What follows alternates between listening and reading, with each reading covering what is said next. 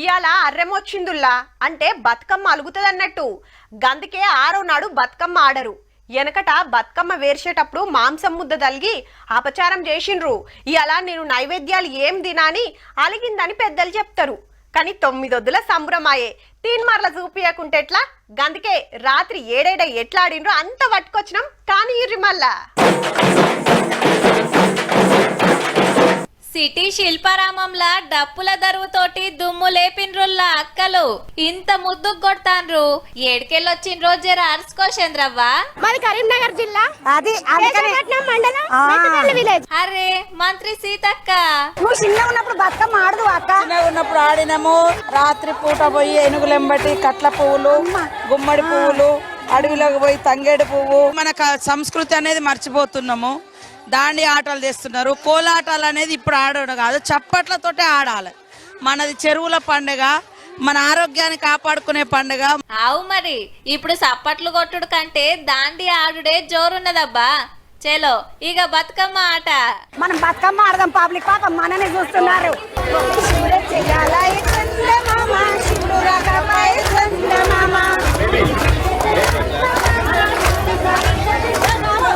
Tank Bund మీద press club లా జోరుగైన సంబురాలు. ఇగిటు చూడుండ్రి, వరంగల్ కలెక్టరేట్ లా ఎంత ముద్దుగా ఆడుతున్నారో. దోన్న కల్లా కోలలు జరుచుకుంటా.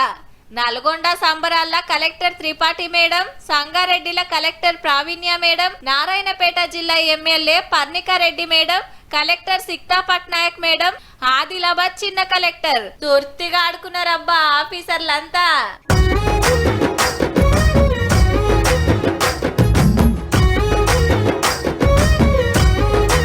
ఇక సూర్యాపేటల గీ కాలేజీ అమ్మాయిల ఆట చూస్తేనైతే మా సంబురం అనిపించిందుల్లా.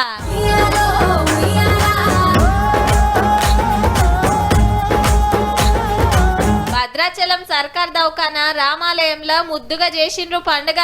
ఎమ్మెల్యే తెల్లం వెంకట్రావు సారు గిట్ల ఖుషి చేసిండు అక్కలను. ఇక పాల్వంచల విమలక్క బహుజన బతుకమ్మ ఆడింది.